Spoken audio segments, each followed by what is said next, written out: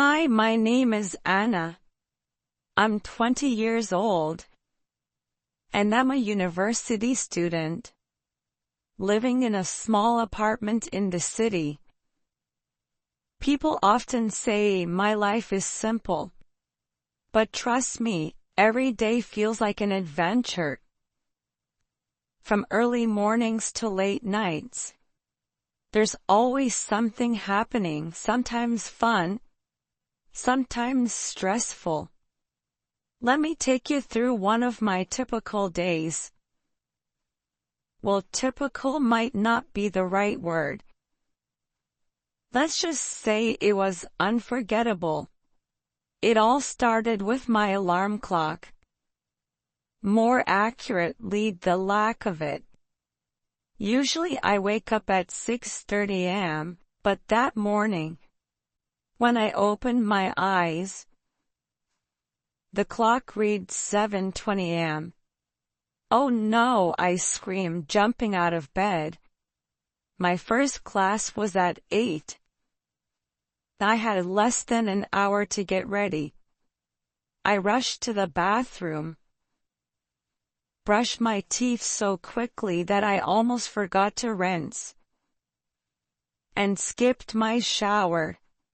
In the kitchen, I reached for my favorite orange juice but accidentally knocked it over. The glass shattered on the floor, and I stood there for a second, frozen. Not the best start to my day, I thought, grabbing an apple and running out the door. When I reached the bus stop, I realized I had forgotten my wallet.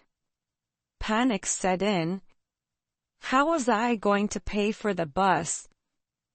I checked my bag and found a single coin.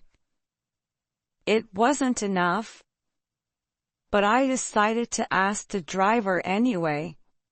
"Excuse me, I don't have enough fare," I said, holding up the coin.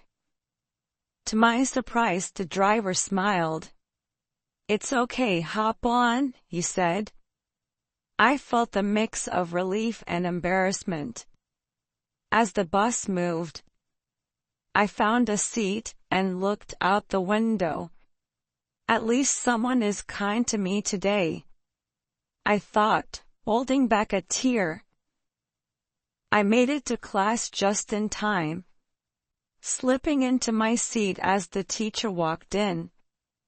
"Good morning, everyone," she said.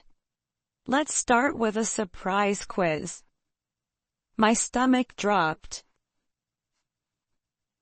I hadn't reviewed my notes, and I felt completely unprepared. As I stared at the paper, my mind went blank. I tried my best, but it felt like every question was a trick. When the teacher handed back the quizzes, I saw my score, 5 out of 10. Not great, but not terrible, I thought, trying to stay positive. But inside, I felt disappointed. My friend Maria noticed and leaned over. "Hey, don't worry," she whispered. "We can study together this weekend. You'll crush the next one." Her words cheered me up a little, but I couldn't shake the feeling that I needed to do better. At lunchtime, I met my friends in the cafeteria. I was excited to try the new grilled sandwich everyone had been talking about. When I got to the counter, the cashier said, "Sorry, we're sold out." I sighed and ordered a simple salad instead. At the table, I was telling my friends about my chaotic morning when Lisa interrupted. "Anna, you're always so dramatic." It's just a bad day," she said, rolling her eyes. Her words stung. I wanted to say something back, but instead I stayed quiet. The table grew awkward, until Maria broke the silence. "Lisa, that's not fair. Everyone has bad days," she said. Lisa looked at me and sighed. "You're right. Sorry, Anna.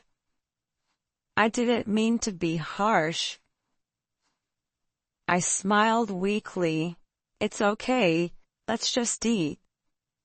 But deep down, I couldn't stop thinking about her comment. After lunch, I decided to clear my head. Instead of going to the library, I went to the park nearby. It was a sunny day, and the fresh air felt like a much-needed escape.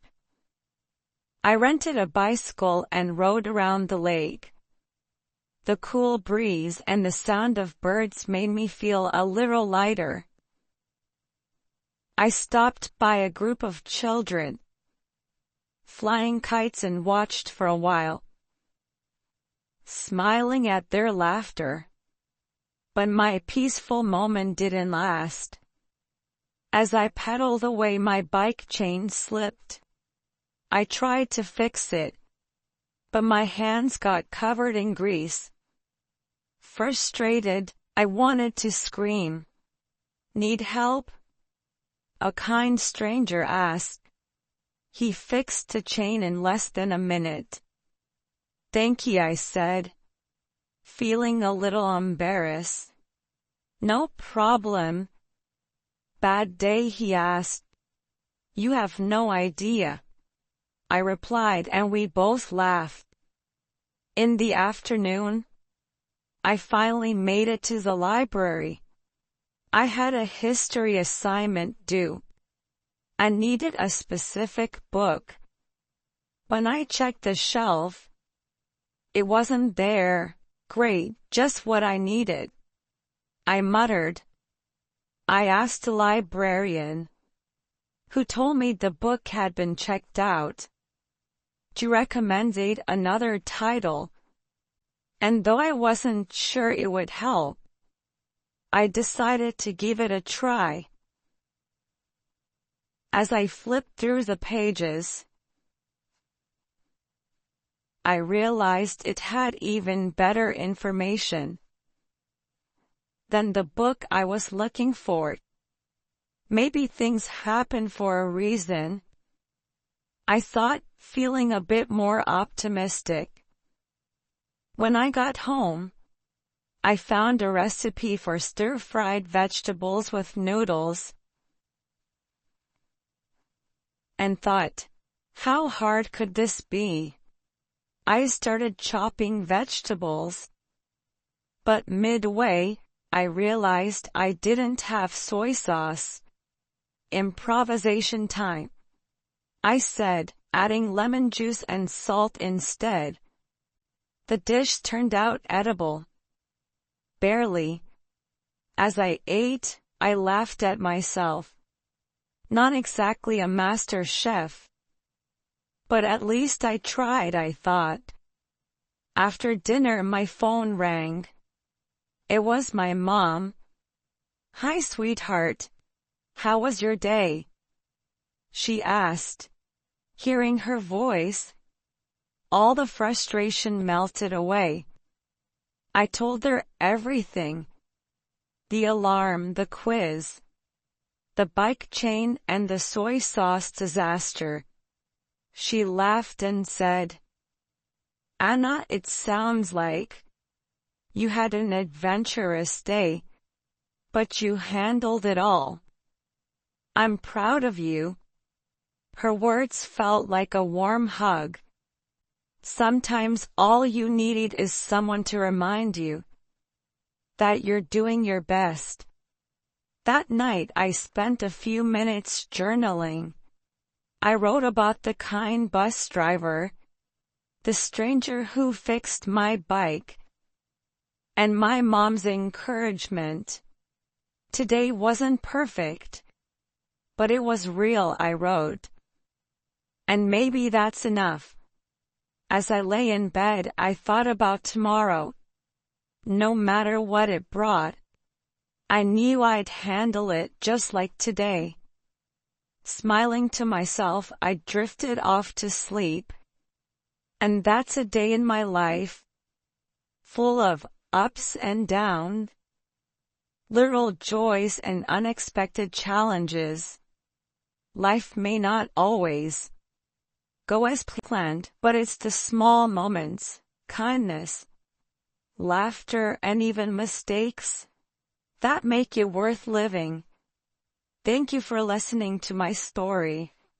If you enjoyed it, don't forget to like, subscribe, and share your own stories in the comments.